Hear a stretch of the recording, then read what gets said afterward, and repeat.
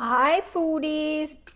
We are back from the gym and I thought we were going to eat curry over rice, but now I got a hankering for crunchy sushi. Sushi is so crunchy to munch on, and if you're missing that crunch factor, make some sushi because it's super easy.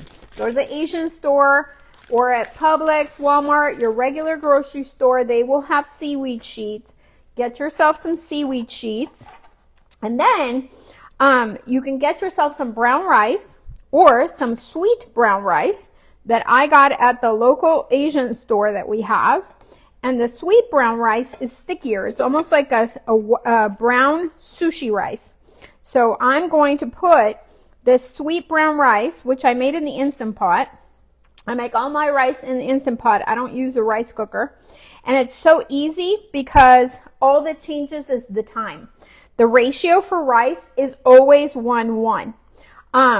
Regardless of what rice you're cooking, it is 1:1. So 1 cup rice, 1 cup of water, you put it in the Instant Pot. The only thing that changes is the minutes. And the only tricks are don't open your Instant Pot until you're ready to eat. So we went to the gym.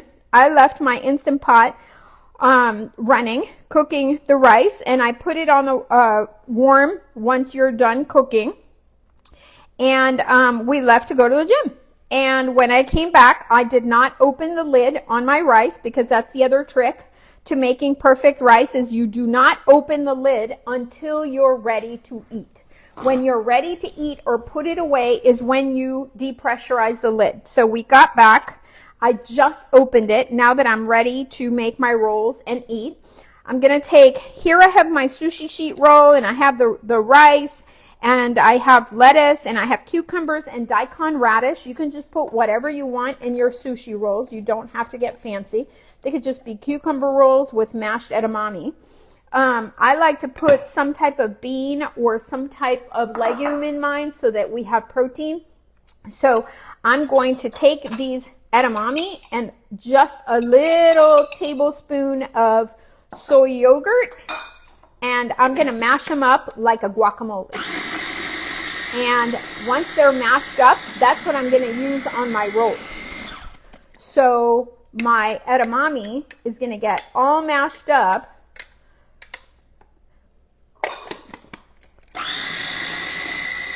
And then you can use it to sprinkle it on your edamame or your sushi roll as your bean or your legume, so that you have some added protein to your sushi roll. So I also love hummus in my sushi roll. It's delicious, actually.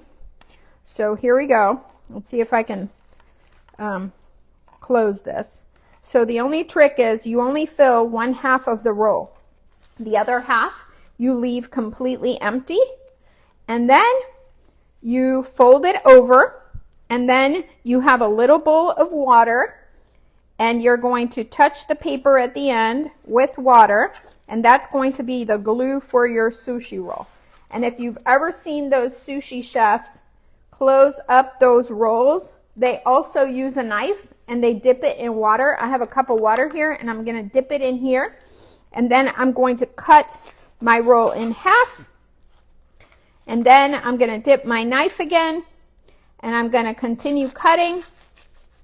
It just helps cut through the soy paper without making a mess. I'm going to dip my knife again, and then I'm going to have my sushi rolls. There you go. Easy peasy. It's kind of like a Japanese sandwich, I would say. So we're each going to have our rolls, and I made like a little sauce where I just have a low sodium tamari, and I'm going to mix it in with a little bit of cayenne pepper because we like it a little spicy, and I'm going to put a little bit of rice wine vinegar in it without sugar, rice wine vinegar that doesn't have sugar, and I'm going to go ahead and put that as our sauce for our rolls. And I like to use either tamari, low sodium, light soy sauce, or I like to use the cocoa aminos. So you can use whatever one of those that you would like. I'm going to go ahead and make another one because this is probably just Jay's portion. So like I said, just fill half of the sushi roll, and then the bottom half, and then put all the veggies in the sushi roll that you want. I love this sweet brown rice for sushi rolls because it's sticky, just like sushi rice. I was missing sushi, and I was missing the stickiness of the rice, and even our sushi place does not use a sticky sushi rice. They just use brown rice, and it kind of falls apart, and I don't like it. So I was looking for a sushi rice that worked just like a regular sushi rice would, where the white rice is a sticky nigiri rice.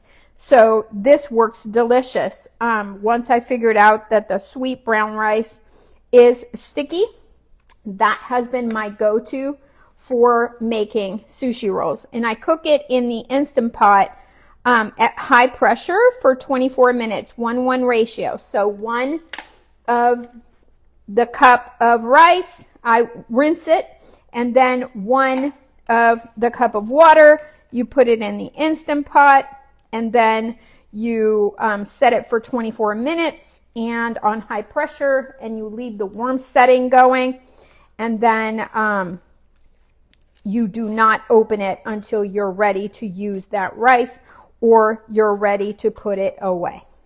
My preferred method of putting rice away is not in a Tupperware. If you put it in a bag, it actually keeps it looser and easier. I feel that it dries out less. So again, I'm going to dip my knife into here. I've got my roll. I've got my big roll filled with lettuce, cucumbers, carrots, and daikon radish, and the edamame as our protein or our bean. Look at that. Look how pretty that is. And then if you dip your knife again in a cup of water, it's going to be a lot easier to cut those rolls. And I'm just using a little serrated knife. I'm not even using a big. If I used a big chef's knife, it might even work better. There you go. So I always take the little ends off that aren't completely filled, and I eat them as my little snack. Look at that. There you go, guys. Sushi. I hope you guys try to make it at home. I have a couple of recipes on how to make it. It's very easy. Just think about it like a Japanese sandwich. That's all it is. Bye, guys. Hope you're having a happy day.